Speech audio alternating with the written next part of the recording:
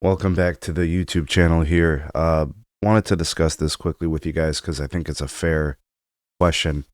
Some of you have been saying, in response to Verizon's new program, in which they plan on transforming the customer experience, making things better for the customer, fixing problems in a more streamlined fashion, more expedited fashion, just improving customer satisfaction, right? And I think when Verizon's CEO of the consumer group, Sampath, penned that letter to customers that they were going to fix things and make things better and all those things, it became this expectation of, well, when am I going to see this? When will I notice this? I'll believe it when I see it. That is precisely the correct approach to this. If you're a customer, having skepticism and waiting and seeing how this all plays out is precisely what you should be doing. That is the thought process. Allow Verizon to put in place their systems, their processes that are going to make this customer experience better.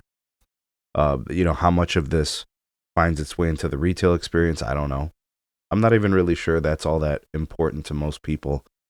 I think a lot of people like doing business through the app and have gotten used to that, the web interfacing with the digital platforms, but for the people who go into the store, I'm sure that'll be something that they'll appreciate, the sales channels and things like that.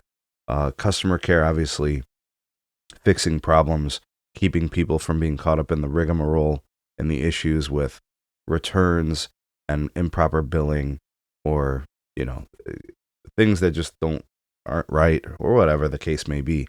Now, for a time frame of when all this gets instituted, when it starts to show, this is a multi-year transformation. We're talking about, through this year, hopefully we start to see some improvements, and then through next year.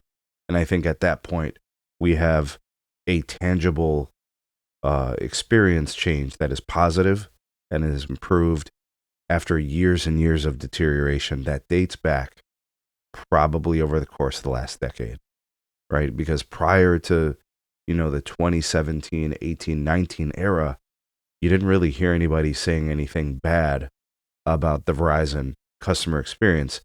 You saw this all kind of come into play 18, 19, 20, and then through the pandemic era.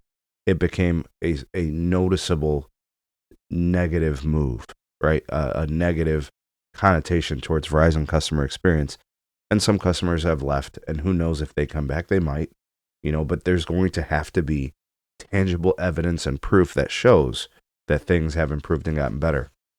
So there's an element of wait and see. There's an element of patience and understanding that this takes time, but it looks like the transformation is underway, and I'm here for it. This is something I've said to people on multiple occasions. The industry is better when companies take customers more seriously from an experience standpoint. Yes, they sell a network, and of course they sell devices and give people network access, but in business, oftentimes you have competition that sell the same types of things, and a way that you will distinguish yourself from your competition is by making the customer feel like they're appreciated, like their business is fought for, and they're valued. And that's something that I think has been missing at Verizon for quite a long time. So that should hopefully clarify things and how long this could take and what it should look like.